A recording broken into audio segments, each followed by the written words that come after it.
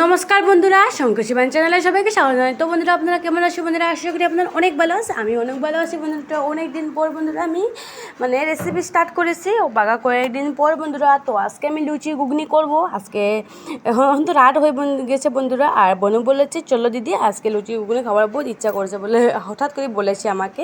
রাত এখন 8:30 বাজে প্রায়। তারপর আমি বলে ঠিক আছে, তো হবে। তো বন্ধুরা, দেখতে প্রথম থেকে দেখো আপনারা ভিডিওটা প্লিজ। আমার বোনও আজকে অনুরোধে আমি এই ভিডিওটা করছি। তো ওইখানে আমি বন্ধুরা মটরটা ভিজিয়ে রেখেছি 3 ঘন্টা আগে। তারপরে আলুটা এরকম গুলো গুলো কেটে নিয়েছি, আর এখানে পেঁয়াজ কুচি আর আদা রসুন পেস্টটা আমি এরকম করে রেখে দিয়েছি বন্ধুরা। তারপর প্রথমে কড়াই বসিয়ে দিয়েছি, তারপরে জল দিয়ে দিচ্ছি কড়াইয়ে, তারপরে মটর আর আলুটা সিদ্ধ করার জন্য। তো দেখতে পাচ্ছ বন্ধুরা, তারপরে সিদ্ধটা জলটা ফুটে গেছে। তারপরে ওখানে স্বাদ অনুসার লবণ দিয়ে দিচ্ছে, স্বাদ অনুসার তো বুঝছি একটু কম দিয়েছি, বাট পরে আরও দেওয়া হবে বলে একটু কম দিয়েছি আমি। তারপরে সিদ্ধ হয়ে গেছে, এটা নামিয়ে নিচ্ছি। তারপরে সম্বাস দেওয়ার জন্য আরও কড়াইতে বসিয়ে নিয়েছি। তারপরে এই যে দেখতে পাচ্ছ বন্ধুরা, আলুটা এরকম ঘন হওয়ার জন্য আলুটা আমি কয়েকটা আলু গোটা নিয়ে এরকম মিহি করে নিয়েছি। তারপরে সম্বাসে আমি বন্ধুরা দেওয়ার জন্য হাতে নিয়েছি আমি 5 ফোড়ন আর শুকনো মরিচ নিয়েছি বন্ধুরা। তো প্রথমে দিয়ে দিচ্ছি শুকনো মরিচ দুটো দিয়েছি, আর তারপরে 5 ফোড়ন দিয়েছি। তারপরে একটু নেড়েচেড়ে করে দিয়েছি, আর সাইড একটু তেলটা লাগিয়ে দিয়েছি। আর তারপরে আদা রসুন পেস্টটা দিয়ে দিচ্ছি। এটা দিয়ে প্রায় 2 মিনিটের মতো ভালোভাবে কষিয়ে নিয়েছি, সব কিছু মিক্স করে নিয়েছি, যাতে আদা রসুন কাঁচার গন্ধটা না থাকার জন্য। তারপরে পেঁয়াজ কুচিটা দিয়ে দিচ্ছি। পেঁয়াজ কুচিটা দেওয়ার পরে এটাকে আর 3-4 মিনিটের মতো নেড়েচেড়ে করে নিয়েছি।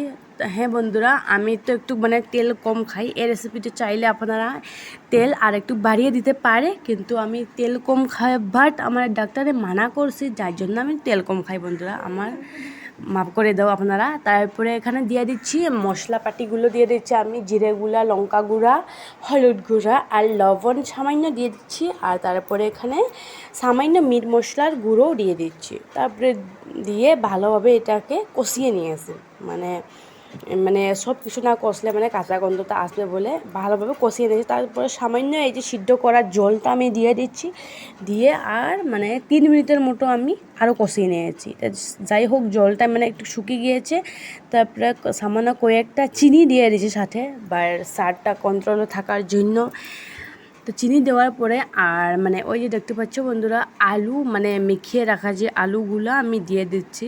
এরকম এরকম দিলে একটু ঘন ঘন হবে, বাট এই রেসিপিটা একটু ঝুল হবে, যার জন্য আমার আমার হাজব্যান্ড ঘন ঘন ঘুগনি খেতে পছন্দ করে না, পাতলা খেতে ভালো লাগে। তাই জন্য আমি পাতলা করেছি। আপনারা চাইলে ঘন করতে পারে, কিন্তু আমি একটু পাতলা করেছি বন্ধুরা, যে যার পছন্দ।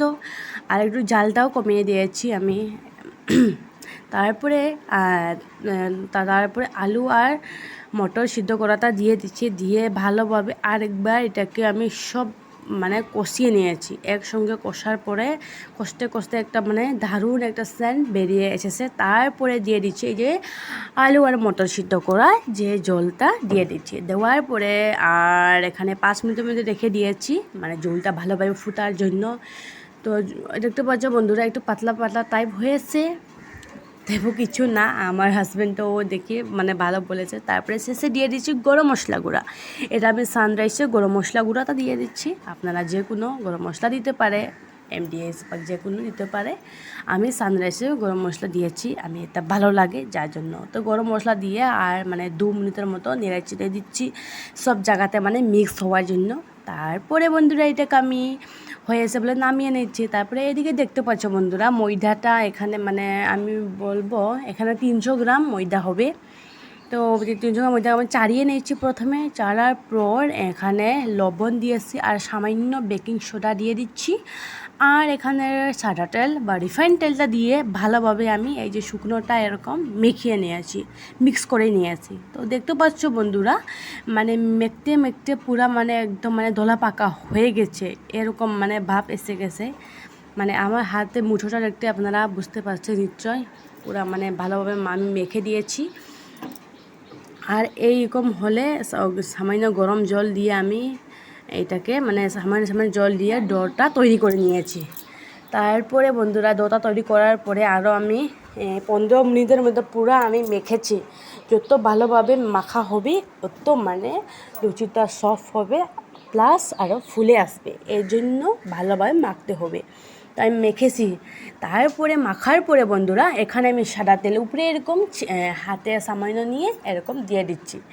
তারপরে দেওয়ার পরে কি বলবো আর দেওয়ার পরে তো তেল দেওয়ার পরে সামান্য এখানে টেনাটা আমি ভিজিয়ে এরকম ডোর উপরে রেখে দিয়েছি। বাট এরকম যদি রেখে দেয় একটু সফট হয়ে থাকবে, কেননা ফ্যান তো অনবরত চালু আছে, যেন ফ্যানের বাতাসে মানে শক্ত হয়ে যাবে বলে এরকম করে দিয়েছি। আর বনুকে বলেছে, বনু তুমি ক্যামেরা মানে ভিডিও শ্যুট করো, আমি এদিকে করতেছি। তারপরে বনু বলেছে এই তো ছোটো ছোটো লুচি, আর একটু বড়ো করো বলেছে আমাকে। তাই আমি বলেছি না বনু, লুচির নিয়মটা একটু হয় মানে ছোটো ছোটো হয়। বনু বলেছে না বড়ো করো। ও যার জন্য বন্ধুরা প্রথম ভিডিওতে আপনারা দেখবে মানে প্রথম বাজার সময় বড়ো লুচিটা প্রথম আমি ভেজেছি। দেখো আপনারা বসিয়ে দিয়েছি, দেখতে পাচ্ছ বন্ধুরা খুব সুন্দর। আমি কম ইউজ করি, দিয়ে দিয়েছি তেল।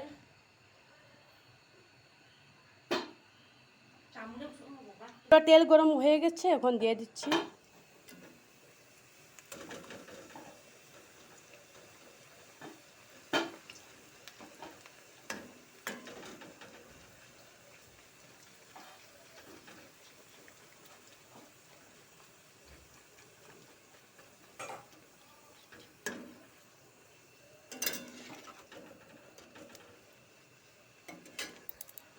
দেখতে পাচ্ছ বন্ধুরা খুব সুন্দর করে ফুলে গেছে, একদম ফুলকো ফুলকো আর সাদা দবদবে।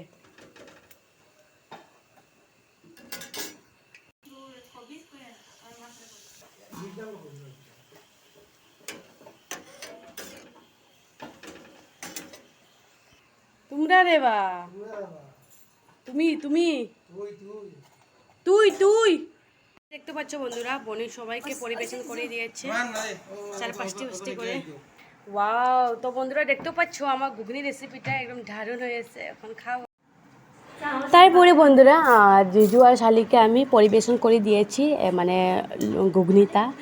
বাটি দুটো নিয়েছি আর চামচ দুটো নিয়েছি, একটু স্টাইলিশ করে ওদেরকে আমি সাজিয়ে দিয়েছি। আর আমি তো পুরো সিম্পল, এটা তো আমি স্টাইল করিনি, আমি জাস্ট মানে থালিতে দিয়ে খেয়েছি। আর সামান্য উপরে পেঁয়াজ কুচি দিয়ে দিচ্ছি। তারপরে বন্ধুরা আমিও খাওয়ার জন্য বসে গেছি। ও জিজু আর শালিকে বলেছে আমি যে তো তোমাদেরকে একটু শেয়ার করি, ওনাদেরকে বলে না না না এখন না বলে আর মানছে না।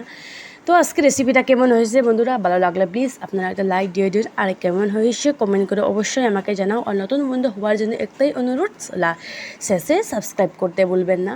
আপনারা ভালো থাকবেন, সুস্থ থাকবেন, ধন্যবাদ।